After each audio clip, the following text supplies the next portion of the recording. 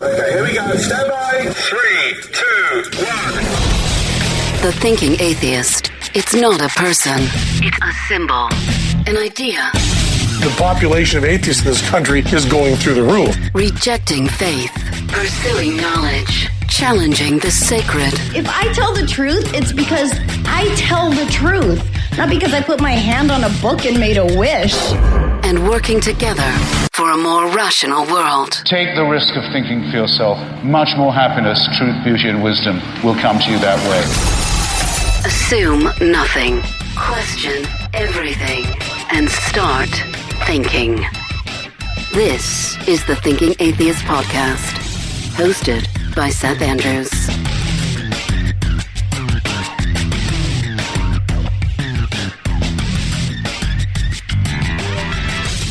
Everybody's dealing with these weird times in a different way. A clever idea and a little ray of sunshine in our neighborhood. There was a family, a young student, that posted on the neighborhood Facebook page that their daughter, to spread some light and color and joy and happiness, painted a rainbow and taped it inside the window, sort of facing outside, but taped it on the interior of one of their picture windows. And said, you know, everybody in the neighborhood ought to do this. And I guess she got the idea from someone else who had been doing it. There are neighborhoods around the country, perhaps around the world, who are making rainbows. And they're sticking them in the windows of their houses so that people who walk or drive by will just get a little good cheer. I just thought that was a great idea. And so we saw that the neighbors across the street and the neighbors off to our east had done it, and we wanted in on that. So Natalie and I got together, and she had all this crafting stuff she uses for the grandkid. And we took some construction paper, and we sat in there with our scissors and our tape and all of these other things, and we created a rainbow, and we taped it to the front window. And so I was out walking Linus, and I was just counting the rainbows. There's 1, 2, 5, 7, 10. I counted 10 rainbows on one walk around the block. It's just people trying to be optimistic in some way, to encourage each other. Sort of relates to the show we did last week, you know. People are good. Most people are good. People want goodness. They want to help each other. They want to deal. They just want it all to pass, and we'll all hang together and support each other as best we can until it's all over. Somebody did post a meme that made me laugh. They asked when the apocalypse portion of the crisis is going to start. One of the funnier ones I saw had this guy drawn in pencil, and he's poking a stick at one COVID-19 virus, and he said, "Come on, make zombies." I just thought, well, I get that. That's my kind of humor. Humor being a way to deal with these crazy times, I think. Most of us staying close to home, if I may, and I'm just saying this absolutely seriously. It is a really good time to engage and get informed, right? If we're going to be locked in, let's use the time and let's get educated. And you can do so with one of my favorite supporters of this show ever, the Great Courses Plus, specifically. Out of the thousands of lectures, thousands of options you can stream on your schedule via your phone, your tablet, or the Great Courses app. These are taught by world-renowned experts in their fields. There's a great opportunity to learn some of the basics about what's happening. There's a course called An Introduction to Infectious Diseases. You can understand what the economy's doing with the lecture series Money and Banking, What Everyone Should Know, and the course Fighting Misinformation, Digital Media Literacy. There are tools like this that fit right into the headlines. And if you want something else, you want to distract yourself, that's fine. They got lectures on science, history, travel, music, nutrition, and health. That's the theme of our broadcast today. Now's the perfect time to get started, my friends. The Great Courses Plus is giving my listeners this great offer, a free trial. It's only $10 a month when you sign up for a quarterly plan. Sign up today using my special URL to get started. Find all the details at thegreatcoursesplus.com/Seth. Remember, thegreatcoursesplus.com/Seth.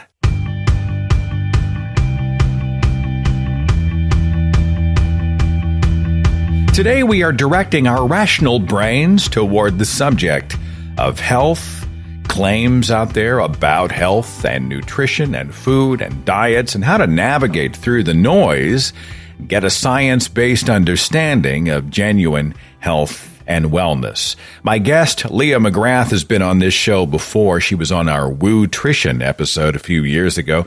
She's been a registered dietitian since 1996. She was the chief of clinical dietetics for the military in South Carolina before she joined the South Carolina Department of Public Health. She's now a corporate dietitian.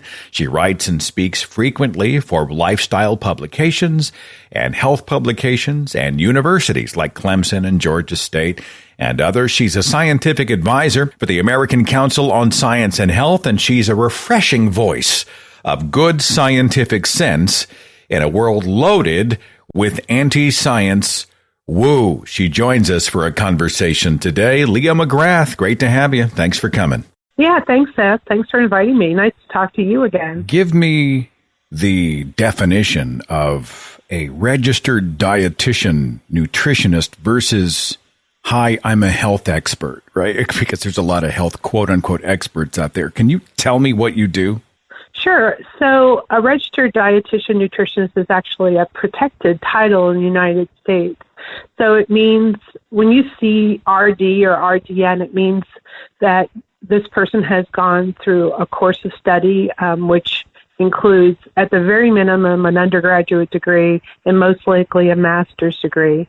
They have to have been accepted to an internship program, which is a very competitive process. Only about 50% of people who apply get accepted. It's a 1,200-hour internship. It goes through different kind of competency areas like clinical dietetics and food service, administrative, public health, entrepreneurship, different things depending on the internship program. Then they have to pass a nationally administered board exam, which is about a 4-hour exam. And then we have to keep up continuing education credit every year in 5-year intervals to maintain our credentials. Jesus, like taking the bar exam. I mean, wow. It is a little, it's probably more than most people realize. And, you know, as you mentioned, some people who call themselves a health coach or a wellness coach or just a nutritionist, they could have none of that experience or education or some of it, but they can't call themselves a registered dietitian unless, in fact, they are registered with the Commission on Dietetic Registration. I want to start with keto because Natalie and I sort of looked in the mirror back in the fall of last year and realized we'd gotten a bit fluffy. Okay. And so we saw a friend of ours who'd gone through a program that was amazing. Like they lost a ton of weight. It's kind of a modified keto thing where you limit your carbs, extremely limit your carbs. And then we didn't do like the keto where you eat all the fat and, you know, all the cheese and the casseroles with bacon grease and stuff like that, you know, where you can just eat shit essentially all the time and just limit your carbs. It was really like lean proteins and whatnot. So I'm looking at the diet now. We're both about 35 pounds down. And I'm like, was it the keto? Was it ketosis that caused us to lose? Or was it the fact that we were on a limited calorie intake, eating lean proteins and, you know, fewer sugars? And I look at keto and I'm like, is this bullshit? Was it just calories in, calories out? So tell me about keto. Is it real? Well, it's definitely a real diet. One of the things you learn about when you're a dietitian is what was called the ketosis diet, which was actually a diet that was designed for children with epilepsy, seizure disorders. And they found that a diet that was high in fat, very low in carbohydrates, and moderate amount of protein was successful in combination with medications in reducing seizures for these children. So that's been around for a long time. Then I guess probably a year or two ago, we saw this sort of resurgence of what is called the keto diet. And, you know, no offense to you, Seth, but having been a dietitian for 25 years, I see a lot of what I think of as versions of the Atkins diet, which is some version of a diet that's cutting carbohydrates. And oftentimes those are very successful, at least with immediate results, because when you cut carbohydrates, you lose fluid, and you tend to lose weight fairly quickly, at least initially. So a lot of people tell me that they're doing the keto diet. When you kind of talk to people a little bit more, they're actually probably more in the camp that you're describing, Seth, like people who have cut down on their carbohydrates, maybe really cut out a lot of sugar-sweetened beverages, candy, cookies, cakes, sweet tea, regular sodas, snacking, kind of snack foods, and kind of turning more towards lean proteins, more non-starchy vegetables, and hopefully they're exercising along with that. But I don't know, were you exercising, Seth? A little bit, but, at my age, it's a little harder to get up out of the chair. But, yeah, we were doing a little bit. But I was amazed at how much diet made the difference for us. It used to, because I have a sweet tooth. I love sweet things. Yeah.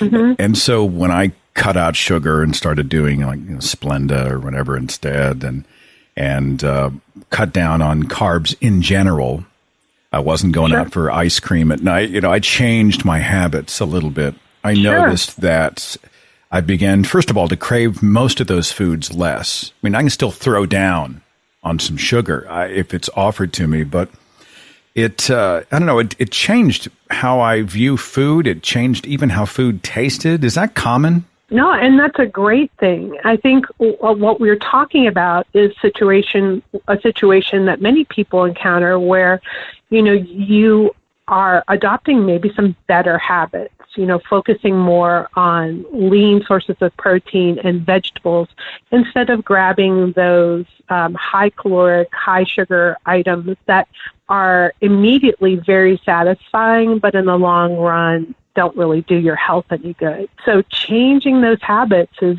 a really good thing, and you start to find that you don't need the same level of sweet to be satisfied, or maybe you need little or no sweetened things to be satisfied. Is it healthy to stay in ketosis? First of all, can you explain ketosis for the uninitiated? Yeah. And is it healthy to remain in that state for a length of time? No, it's really not healthy to remain in that state for a long, extended period of time. What you're doing is you're trying to push your body to a point where it's burning off the fat stores. That's really, like, in a very basic way of explaining it. A lot of people would say, I tested for ketones in my urine, and there were ketones, so I must be in ketosis.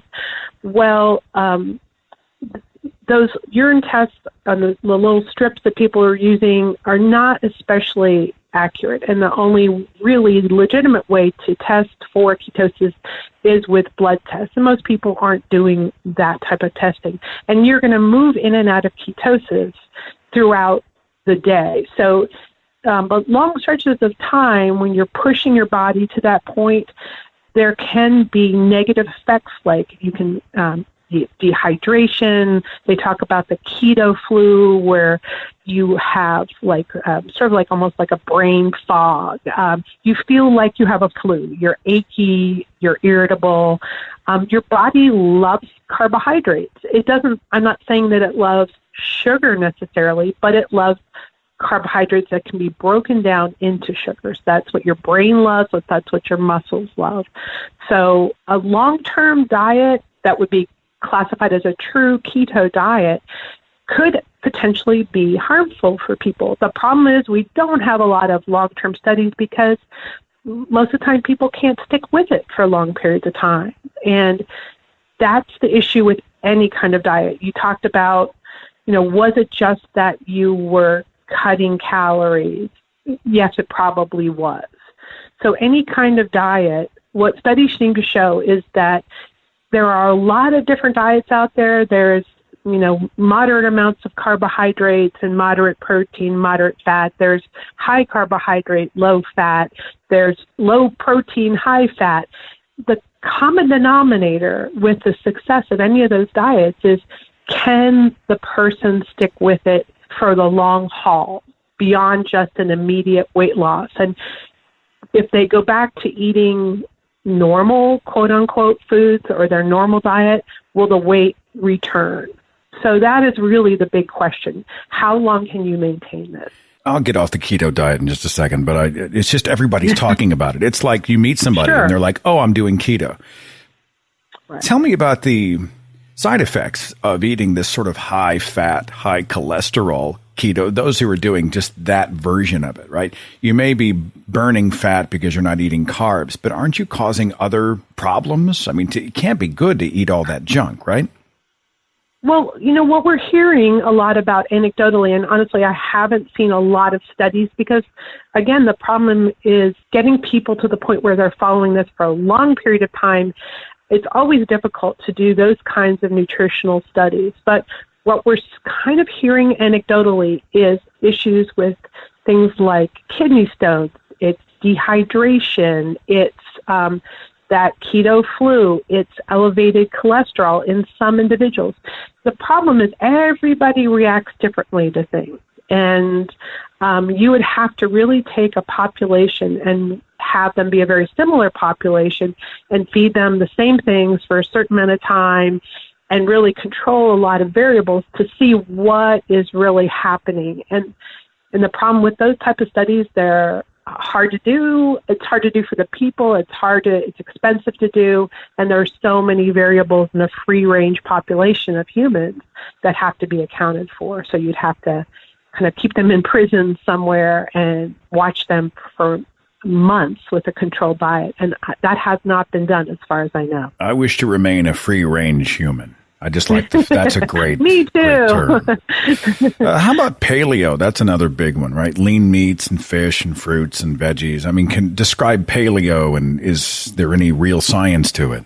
Yeah, that whole diet trend, I feel like keto kind of usurped paleo, and a lot of people criticize paleo because they said, well, the Paleolithic humans weren't eating this way. They weren't putting, coconut oil in their coffee and things like that. That's ridiculous. They weren't doing that. They weren't eating that much meat because meat wasn't really available to the extent that we have sources of meat available. So, the thing I think is important, Seth, is something that you said earlier. I think that any diet like that has its pros and its cons. And if you can pull things out of that and kind of make your way to better eating habits in the long run, then that's not a bad thing. If I was a person and my diet was stopping by fast food every day for breakfast and ordering pizza for lunch and drinking sodas, and I said, well, I'm going to do the paleo diet and I'm just going to eat lean meats and I'm going to have just vegetables, I'm going to really reduce, I'm going to cut out a lot of those fast foods and quote-unquote junk foods, and maybe I didn't maintain that 100%, but I maintained it 75 or 80%. I'm still at a better place than I was back in those old days. And hopefully you and your wife will be too. Like you've maybe adopted some different habits, some different food habits and preferences that even if you kind of throw out like the whole, stop saying that you're doing a keto diet or modify a keto diet, you found some things that you really enjoy eating that are new to you, and that's okay. So I think every diet like that has maybe something that can be good that comes out of it. Talking here with Leah McGrath, who is a registered dietitian nutritionist. Should I be concerned about the sugar substitute? I want sweet things in my life, Leah. I want sweet things. I want to sweeten my coffee, and I sprinkle, like there's a brown sugar substitute for my oatmeal, those types of things. And there are some who are like, it's all chemicals. And of course, my first thought is, well, isn't everything chemical? But what's your take on the sugar substitute? I think you've actually hit the nail right on the head. They do serve a purpose for a lot of people that, they're trying to cut down on added sugars and these sugar substitutes. And there's so many of them out there now. There's something literally for everybody. If you want something that's from a plant, you can get stevia. If you don't really, you can get a pink packet, a blue packet, a yellow packet. You can get erythritol. So there's something for everybody. And you're right, everything is a chemical anyway. So let's not get so wrapped up in, it's a chemical, it's not a chemical. what I hear from people is, oh my gosh, I've heard that, maybe it can cause cancer or tumors. It can in rats if that's all they're consuming, and it's being consumed in such extraordinary amounts that humans would never be able to consume those. So we're not rats. We're not lab animals. We have a diverse diet. We are a free-range population.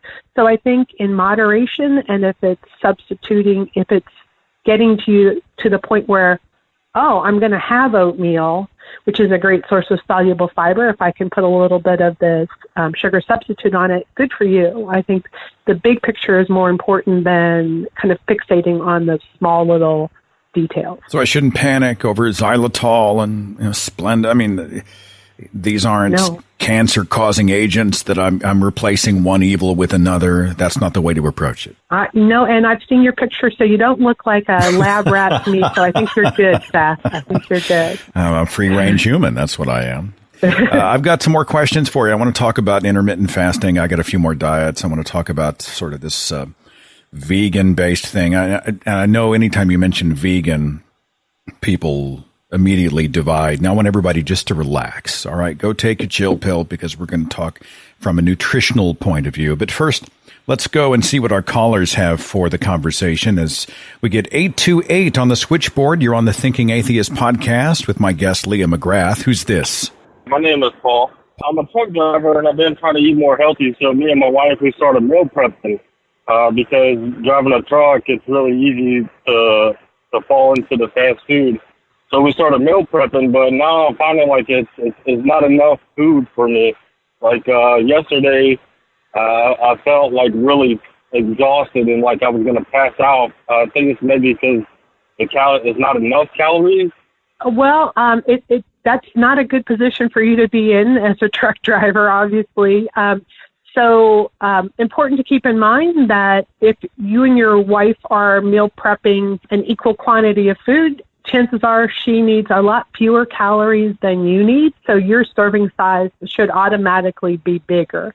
And so whatever you're having as a meal prep, you might need some additional sources of calories beyond that. So maybe there are things that are easy to keep in the cab of your truck, whether it's pieces of fruit or peanut butter crackers or a bag of carrots or milk, something like that you're going to have some additional sources of calories, so that if you feel like, wow, that really wasn't enough to eat, then you have someplace to go for a snack.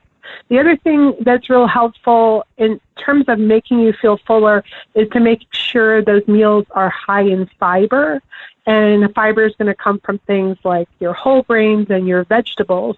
So really loading that up is going to make you feel full, but what you're describing as kind of feeling a little maybe dizzy or lightheaded, that sounds to me like we have a situation where you're just not getting enough calories.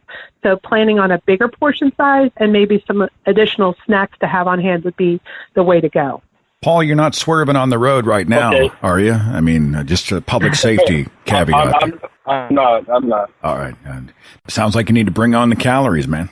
Yep. So, safe travels. Thanks for calling. Thanks for listening. Appreciate you, Paul. Thanks. All right. Take it easy.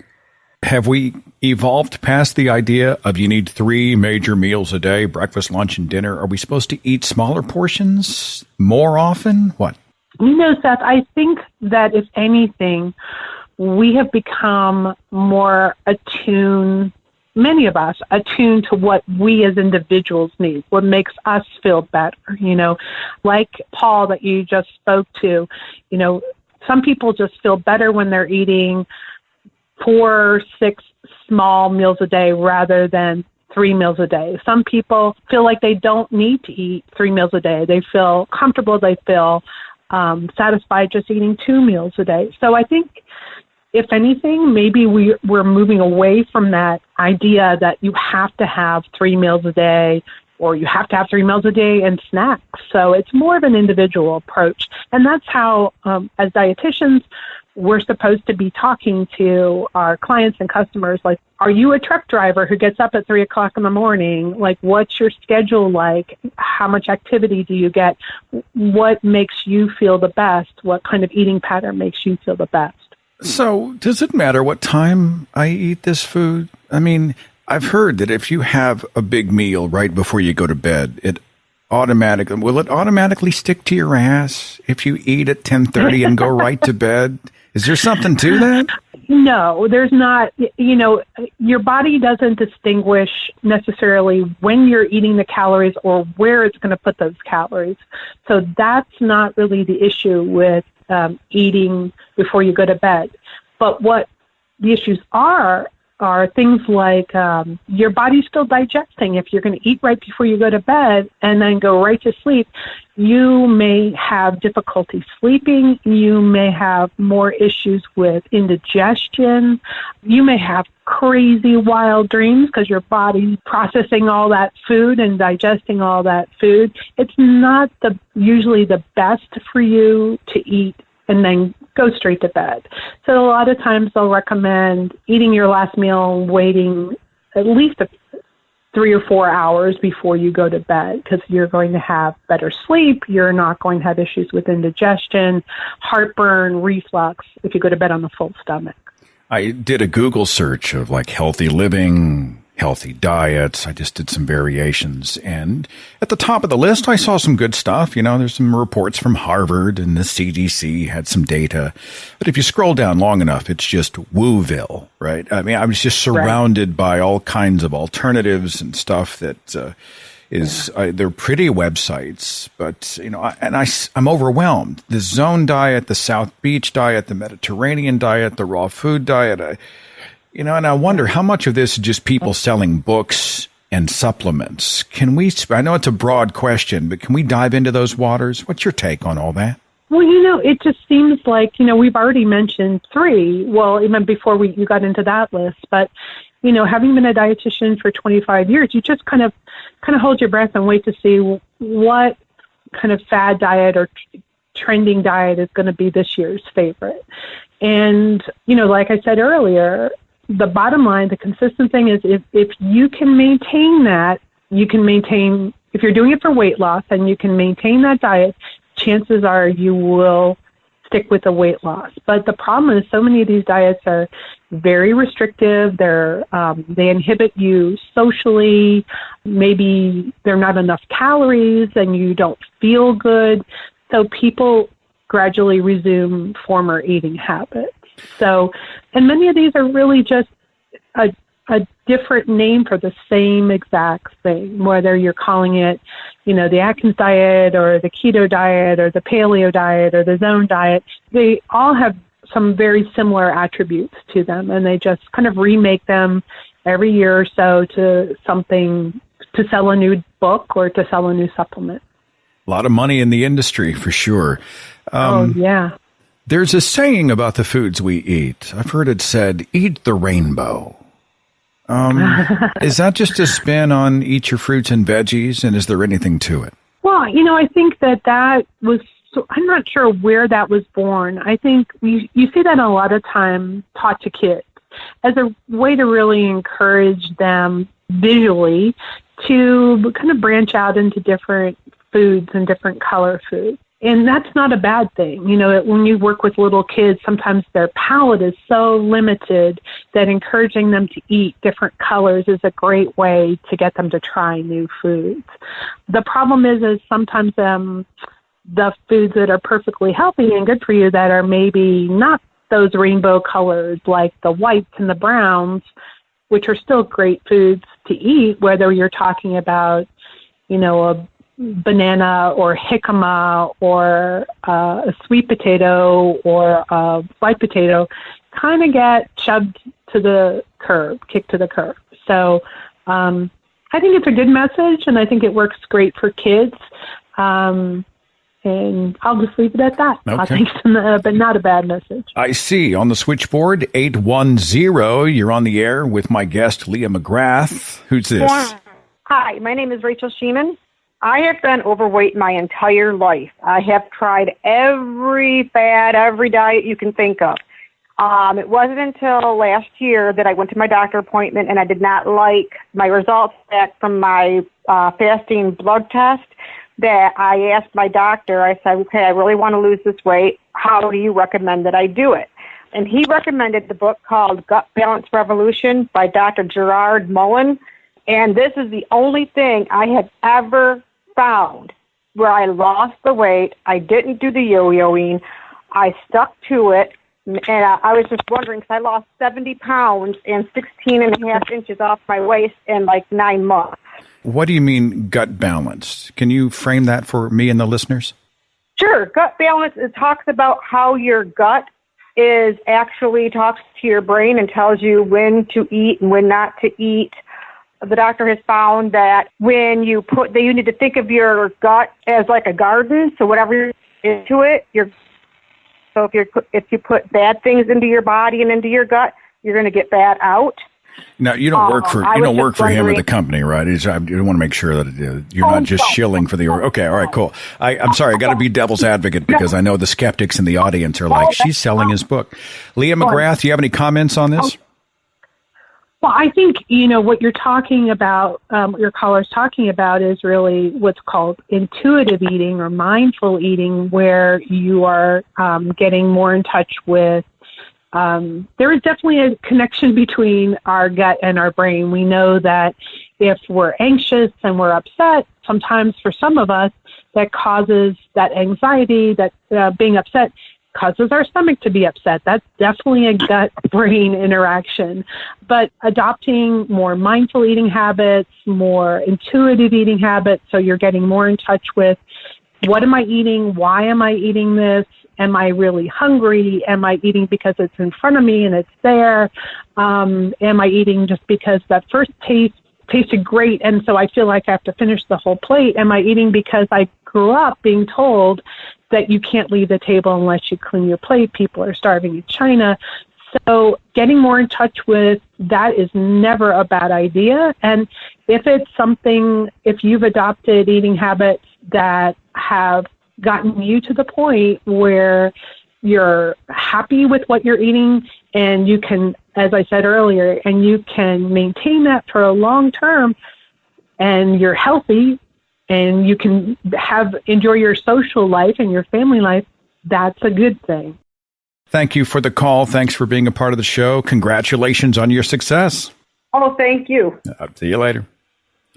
So you mentioned the child who parent says there are children starving all over the world. Finish your plate. Yeah.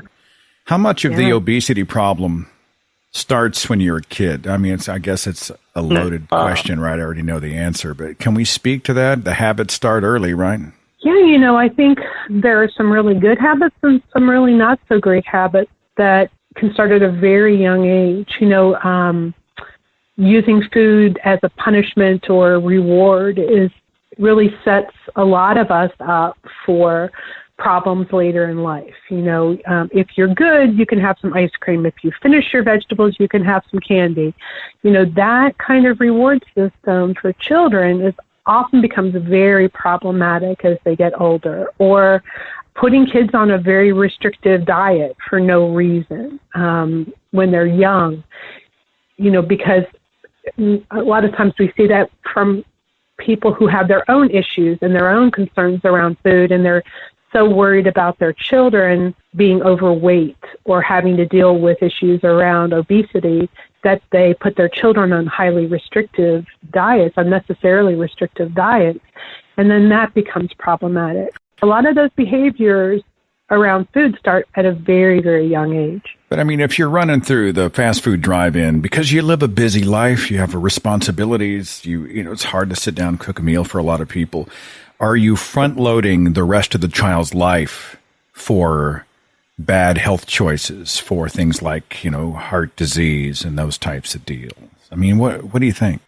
Well, I would like to, I'd like to think that hopefully people aren't doing that on a regular, it's a couple things. Hopefully people aren't doing that on a regular basis. And if our lives are so busy that that is something on a regular basis, maybe we really need to evaluate how we're spending our time or how we're scheduling our time and our kids' time. The next thing is I think a lot of the fast food or quick serve restaurants have tried to do some things because they know that they've gotten a lot of heat in this category, whether it's cutting down on portion sizes or offering salad or wraps or apple slices instead of a cookie. So there have been some efforts in those areas in the fast food and quick serve. But I also think it's really important to not get into that whole blame game, that parents shouldn't be blamed for, going out for fast food once a week. Is that going to make it certain that your child's going to end up with diabetes or heart disease? No, that's not going to be the situation. But if that becomes a regular part of your life and your schedule, then that's certainly going to make it more difficult for that child to understand what better choices are and healthier choices are as they move into their adolescence and their adulthood. This is a broadcast which is about science-based, reason-based, evidence-based living. So on today's broadcast, we're not talking about religion per se. I mean, we may get into veganism, which for many people, they approach with a religious fervor. I mean, if you're vegan, great, fantastic. I'm not dissing you, but I'm saying that there is an intensity to those who are, many of them who are vegan activists, and those who are anti-vegan. There's a religious sort of vibe, to both sides of that. Have you experienced this? When people say the word vegan, it's like an explosion. It's almost worse than talking politics, right?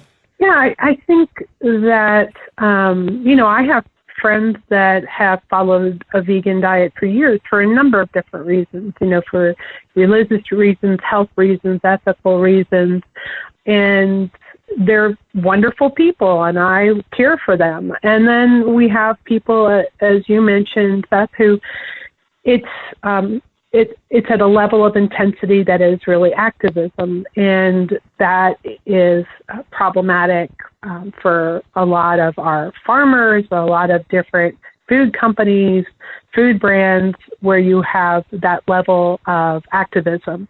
And what's really stunning is it's a very small percentage of people in the United States actually identify as vegan. It's figures are, they estimate that less than 1% of people in the United States are actually vegan. I think the number is actually probably more like 0.5% of people in the United States are truly vegan. Well, I mean, I don't have a problem with the ethical vegan. They make some compelling arguments, if we want to live in a world where we're reducing suffering and those types of things. But beyond the ethical issue, how about the practical issue? Can you eat no meat and be healthy? Well, and a true vegan, it goes beyond not eating meat. I mean, it's not having any type of, it's having animal-free products in your home. It's not having honey. So it's a very comprehensive lifestyle. It's more than just going up to a menu and saying, I don't want meat. It's much more than that. And I think that it is very challenging for people who adopt that. And that's why there's so much of a return to eating meat. Like the percentage of people who identify as vegan or vegetarian in the United States that resume eating meat is something like 84% that will go back to eating meat. Let me go back to the switchboard quickly. On Skype, I've got 44. Hi, you're on the Thinking Atheist podcast with registered dietitian, nutritionist Leah McGrath. Who's this? Hi, Seth. It's Susie Pumpkin. Thanks for calling, Susie. What do you have for us? Comment or question? Question, really. I've recently been diagnosed with fibromyalgia. The tablets that I'm on just bang on the weight, and obviously I'm limited in how much exercise I can do as well. So I'm just wondering if Leah has any kind of recommendations for the kind of food that I should be eating. Leah? I'm guessing you're on some sort of steroid? Gabapentin. It's like anti-epileptic drug. Anti-inflammatory, right. So as a dietitian and in this kind of situation, I can't give you nutritional advice because, you're not my patient. No. I can, No. there certainly are medications that can exacerbate or cause weight gain or make it more difficult for you to lose weight, especially if you're dealing with something like fibromyalgia, and that may also have an effect on your ability to be active and exercise. I think in that situation, there's really only a few things that you can do. You could certainly talk to your physician about, is there anything else that I could take, because this really seems to be making me gain weight, and that just makes everything worse for you, and it makes it more difficult to exercise and be active. So it's going to be very challenging if that's the situation, if that medication is making you feel like you're constantly hungry or you have an appetite. So my first recommendation would be to go back to your physician and say, is there anything else that I might be able to take that wouldn't have this, make me feel like am having this side effect? Yeah, that sounds like good advice. Thank you. Thanks for calling the show. You're welcome. All my best. Thank you very much. Thank you. Bye. Back to the vegan, even the fast food. We'll combine the two. Have you tried the Impossible Burger or any of these plant-based burgers? I have tried a lot of them, but I have not tried the Impossible as yet.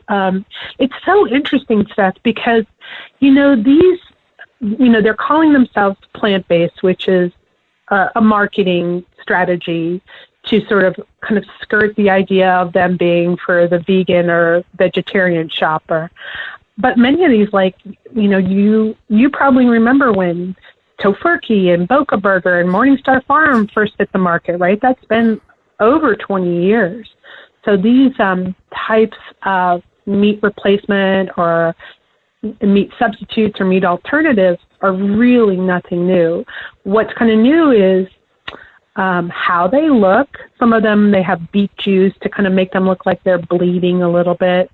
How they are being marketed. Some of them are being marketed right next to 100% ground beef, which is a big departure from the frozen food case.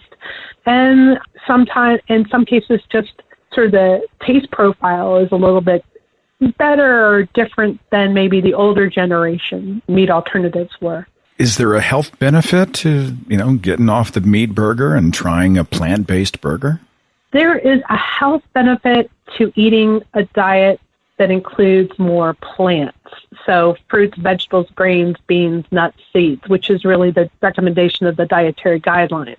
That is very different than saying, I want to eat a more plant-based diet, so I'm going to go out and buy a burger that is made of soy protein or pea protein, and I'm going to have that, 3 or 4 times a week. I think the agreement on that is pretty universal, that those are not something that are going to necessarily be healthier, quote unquote, in terms of sodium and saturated fat. Many times they're identical to the animal products. They're higher, they're the same amount of saturated fat, they might be higher in sodium than 100% ground beef.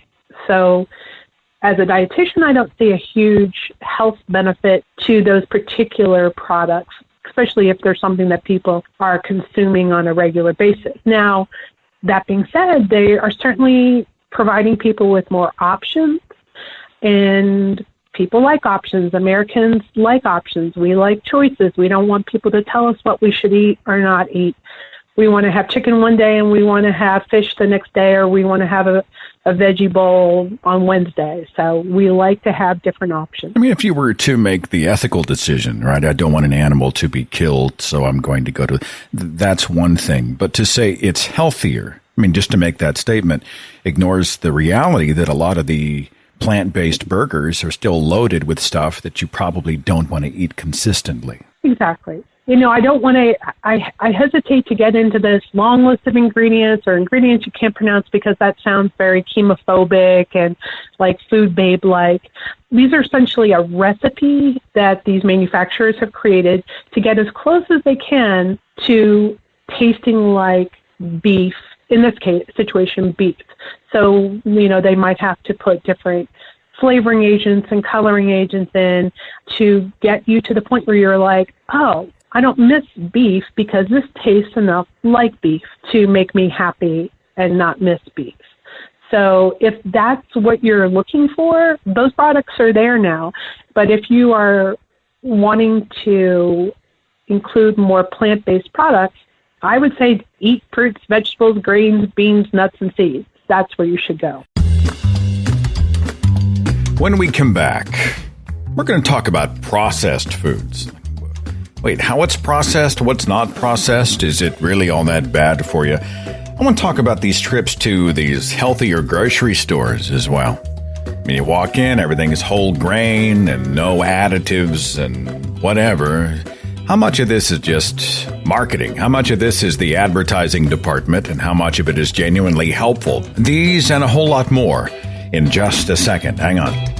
Now is not the time, of course, to buy razors at the drugstore, but not completely for the reason you think. The big razor brands have a lot of gimmicks, and of course that retailer markup, and it has so many people paying way too much for a premium shave. Fortunately, Harry's has the solution. Harry's has taken shaving back to the essentials. Quality, durable blades made in their German factory at just $2 a blade. No middleman markups. Shipping right to your door and a 100% quality guarantee. If you don't love your shave, just let them know. They will give you a full refund. Harry's is just impressive. The weighted ergonomic handle, it just feels like quality in my hands. The shave is close. The whole package is nice enough to give out as gifts, which I often do. And man, do I like not forking out way too much money for a close, comfortable shave. I'm convinced you're going to feel the same way. It's a great way to support this broadcast. You're shaving anyway. Shave with Harry's. Listeners of my show can redeem their Harry's trial set at harrys.com/thethinkingatheist. You'll get a weighted ergonomic handle for a firm grip, 5-blade razor with a lubricating strip and trimmer blade, rich lathering shave gel with aloe to keep your skin hydrated, and a travel blade cover to keep your razor dry and easy to grab on the go. Go to harrys.com/thethinkingatheist to start shaving better today.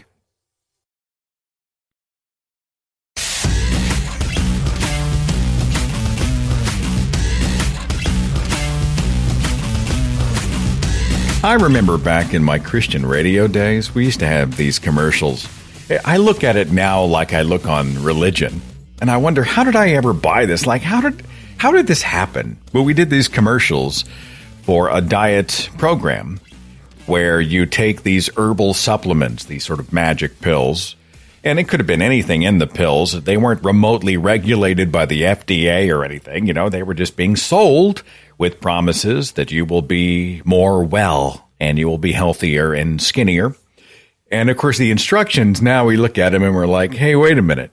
You take the supplements in the morning, you take these 3 or 4 pills, and then you drink a gallon of water all day and you eat a reasonable and healthy diet and exercise at least 30 minutes 3 times a week. And of course, you know, now I'm like, wait a minute.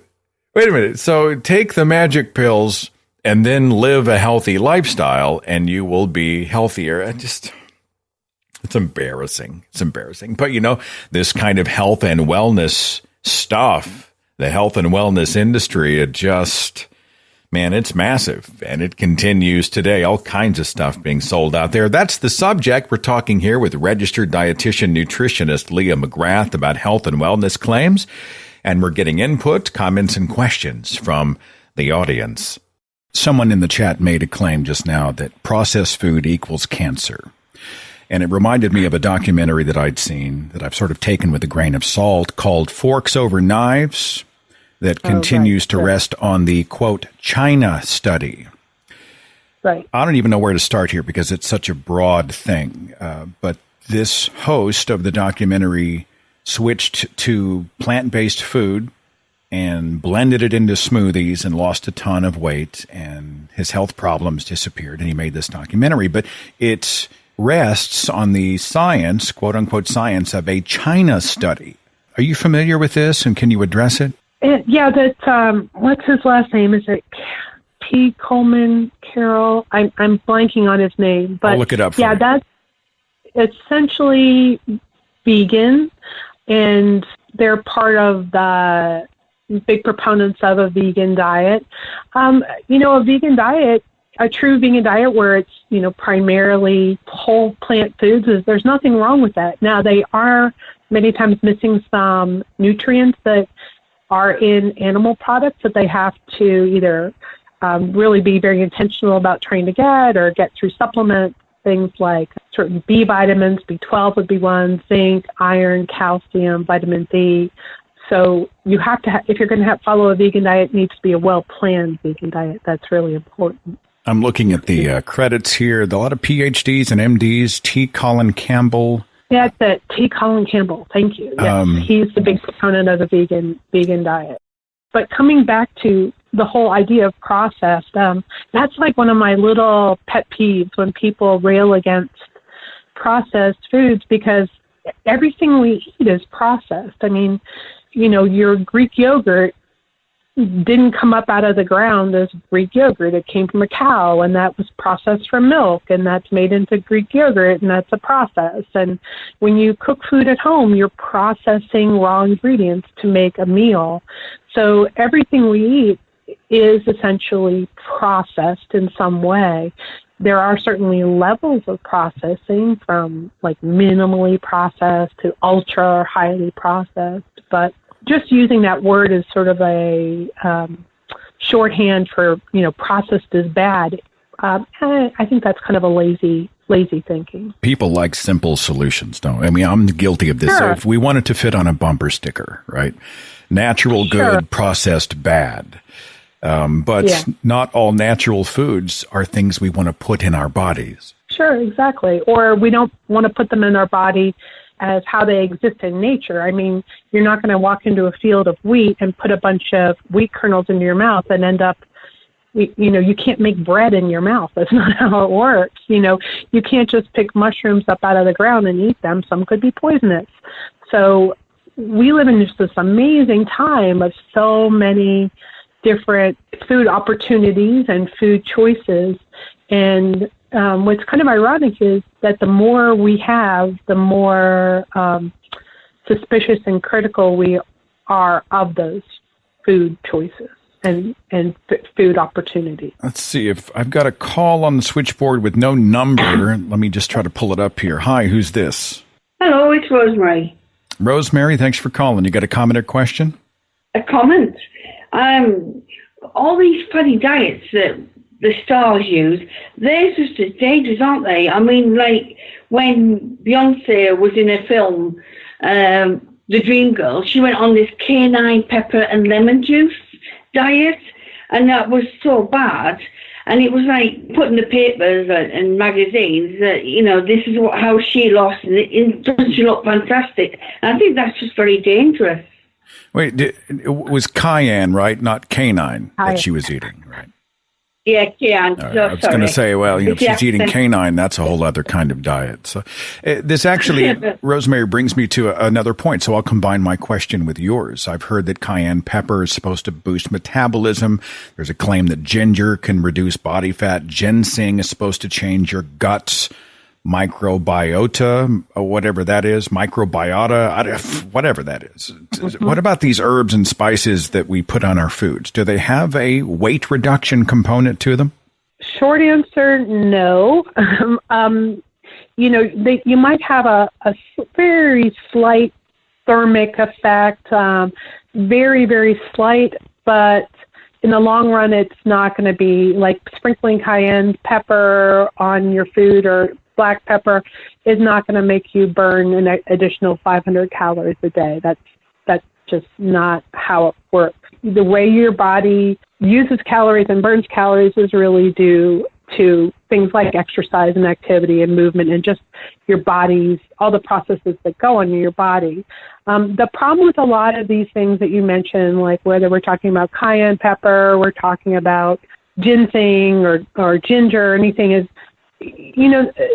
these products, there's nothing bad about any of these products. The problem is that many times people start to just say, it's too much of a hassle to get fresh ginger and put it in a stir fry with some lovely vegetables and some lean meat. I'm just going to get ginger capsules, or I'm going to get cayenne pepper capsules, or I'm going to get whatever kind of capsule, and I'll just swallow those because we love to take pills and supplements.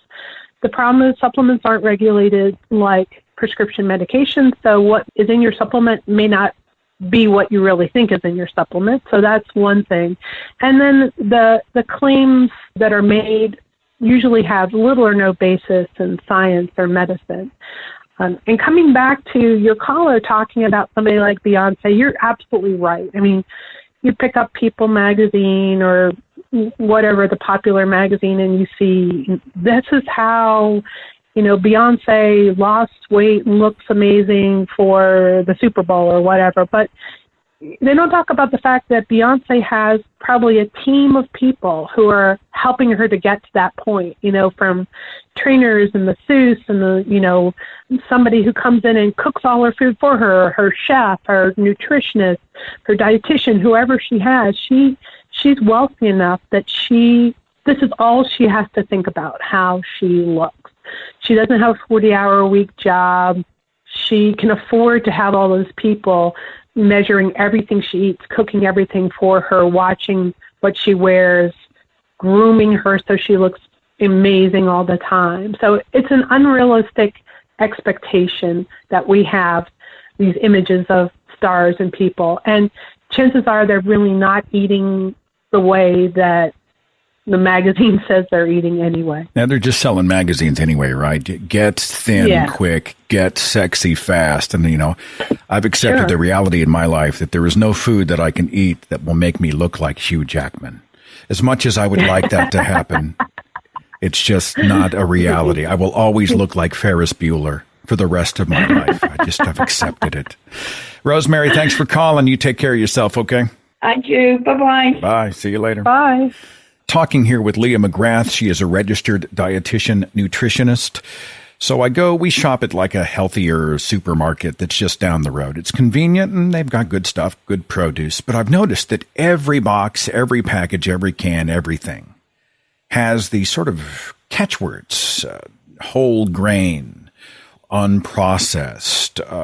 This is marketing. Is that what's happening here? Is this just they understand there's a market for people who, if they see the word natural on the box, they're tempted to lean that direction? Yeah, I think, again, it's kind of like the fad diet thing. Every couple of years we see a new label. It's almost like the brands leave a little bit of real estate on the front of their package because they know that this is the next term out there that's going to attract attention. You remember when it was all about gluten-free, right? Everything, it was all about that kind of wording on a package. If it was gluten-free, that was good somehow for some reason.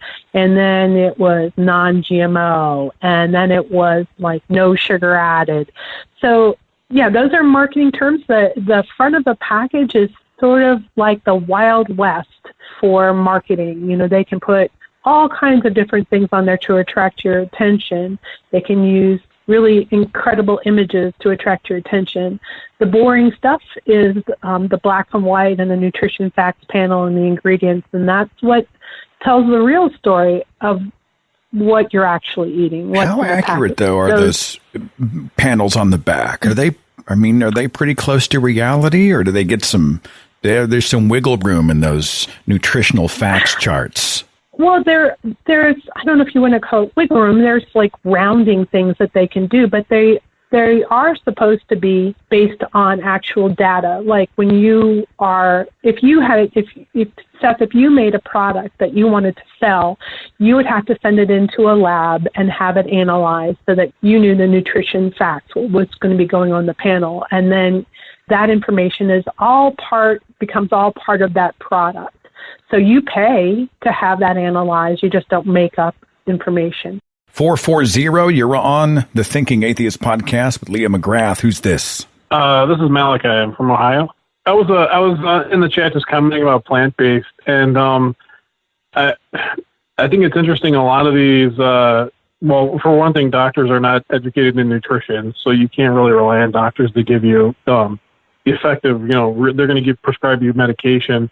And then dietitians seem to always kind of take this middle of the road, this moderation kind of plan but moderation is so subjective. And the reality is that plant-based diet or lifestyle is the only diet that doesn't actually remove anything that you need to sustain yourself, where every other diet, like the keto diet, you're removing complex carbs and you're only eating meat and fat, and you're pumping your veins full of fat and creating, basically clogging up your arteries and creating ketosis. And so anyway, so plant-based is really, you're eating things that are growing out of the ground. You're not eating processed foods.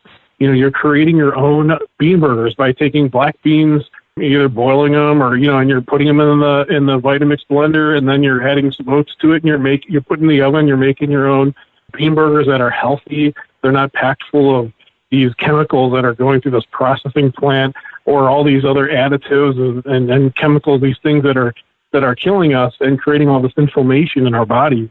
And I'm not an expert. I'm not a doctor, not a dietitian. I've listened to so much information that's fact-based based on these studies, and a lot of the stuff we've known for decades. It's just been suppressed or hasn't been part of the mainstream. And I just think if people just get the information, they can if they have the truth, they can make their own decision. It's pretty obvious. Well, hang on a second. I appreciate your comment. Let me let Leah jump in here, because she is an expert in the field. What's your take on what you just heard? Well, I'm always like to ask people when they define a diet as plant-based, are you talking about a vegan diet or a vegetarian diet, or how do you define plant-based? Well, I follow, I don't know if you're familiar with Dr. Michael Greger, but he runs healthfacts.org, and he wrote a book, How Not to Die, and his second book is How Not to Diet. And he has a really great guideline as far as a traffic light of yellow, green, and red foods. And so the green foods are things that grow out of the ground. You're not eating McDonald's fries. You're taking a potato that you bought at the grocery store and you're slicing it up, and you're, whether or not you're choosing to eat oil or not is another thing. But you're slicing it up yourself, and you're not eating the processed, like frozen foods and things like that. And so he has like a traffic, like where yellow foods are maybe moderately or slightly processed foods, and red foods are like meat, dairy, and highly processed foods.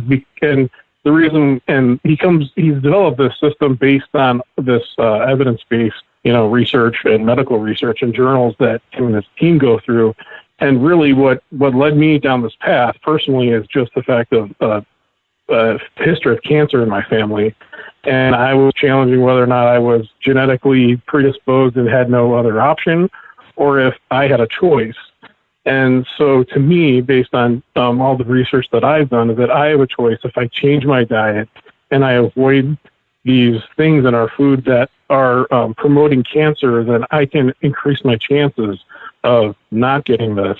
And I don't know if you guys have talked about this yet, but dairy and meat, when our body, when you consume those animal products, animal protein, that it promotes IGF-1, which is human growth hormone, and it's a huge cancer promoter. And okay, hang on. There's a lot to unpack here. All right. So I'm trying to streamline you quickly because there are a lot of. I don't want to take over here. All right. You can't eat your way out of a genetic predisposition to cancer, can you? No. You can lessen your risks if you have those genes for cancer. It doesn't mean if you have the genes for the certain type of cancer, doesn't mean you're going to actually end up having the cancer. And you can certainly maybe reduce your risk or have that awareness. There are certain environmental things that you're not going to be able to eat your way out of, and environmental exposures you're not going to be able to eat your way out of. I think what's important, I think it's great to embrace eating more fruits, vegetables, grains, beans, nuts, seeds. I've said that repeatedly.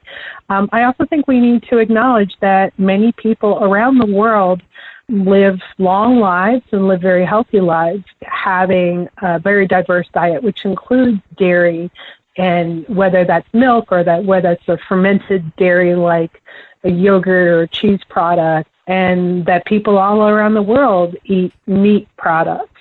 So I think you have to find a diet that makes you feel good and that you can sustain for the long haul, and that you can maintain your health. Unfortunately, a true vegan diet does need some sort of supplementation, and one of the biggest ones is vitamin B12. I mean, we see some really serious health consequences when people are on a vegan diet for a long term and are not. There are these kind of minor low-level vitamin and mineral deficiencies may go unrecognized for long periods of time, and then they become serious problems. So whenever somebody is subscribing to a very strict vegan diet, which is kind of what I believe you're describing, because I know Dr. Greger is a vegan and he advocates for that diet, I would strongly recommend that you make sure you're having your blood test every year to check for things like your iron levels, your calcium, vitamin D, B12, to make sure that you aren't going from a situation of having a slight deficiency to a full-blown deficiency. Appreciate your call, my friend. Thanks for being a part of the show. Yeah, good. Thanks a lot. Thank you. Come on, Leah. I mean, do you ever just sneak out and get a piece of cheesecake? You know what I'm saying? Did you ever just go out and like, you know what, give me the extra hot fudge on the sundae? Do you ever have pizza? Come on. Tell me you're human. This time of year, Seth, it's the Cadbury egg. Those Cadbury, oh my gosh. It's like the one time of year when I see them in the store, I'm like, oh my gosh, it's the Cadbury egg. I have a sweet tooth, like you said, so I have to make sure that I have strategies, that I have things like fruit around, and that every once in a while, if I want something sweet, I don't beat myself up over having something sweet. And, you balance your life out with exercise and activity as much as you can. Does it derail your train? I've heard people say, well, once you step off the wagon, right? Because I had a piece of peanut butter pie last night. It had chocolate on the top of it and a graham cracker crust. And I'm like, well, I just hose myself? Like, have I kicked in my sugar cravings again? Again, I think it really depends on you. Some people, over the course of my life, I've known people who are that all or nothing. It's like sugar is too much of a temptation, so therefore I have to give up all sugar. I can't ever eat sugar. And then there's the people who are like, I can control my sweet tooth. I allow myself one piece of chocolate a day. Or I allow myself, when I go out to eat, I have, that peanut butter pie with a graham cracker crust and the chocolate syrup or whatever. So I think you can't view those times as I've fallen off the wagon, I feel guilty, I feel terrible, all is lost, I might as well resume my own old eating habits. And that's really not how you should look at it. You should really look at it as, you know what, I'm going to really enjoy this, and it sounds like you did, and you didn't eat the whole pie, so there's that. So I think you just, I know that your caller, Malachi, was sort of like, dietitians and everything in moderation. Yeah, well, I think that's probably the more realistic way to look at things anyway. How do we protect ourselves from somebody who's maybe throwing some credentials at us, but maybe selling woo? Is there like a filter that we could use that you would recommend? I think it kind of comes back to something you said earlier in the show when you asked the caller, why are you talking about this specific diet? What's your interest in it? Are you selling it?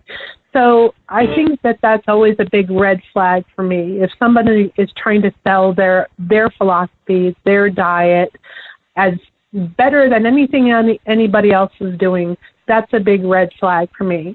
Look at somebody's credentials. What is their training? What is their experience?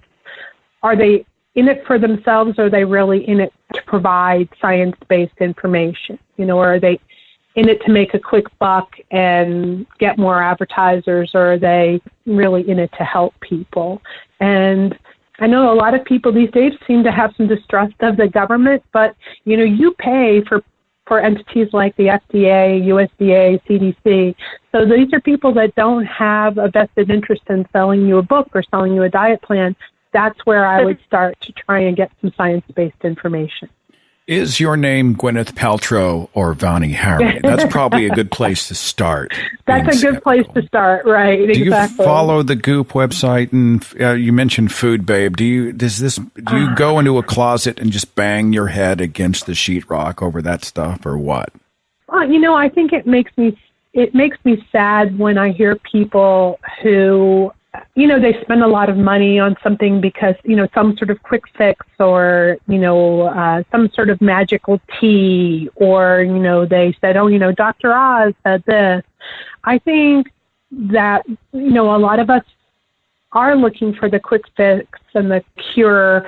And, like your one caller, we're frustrated because we've tried different things and they haven't worked, and we're looking for that magic bullet. We're looking for that solution.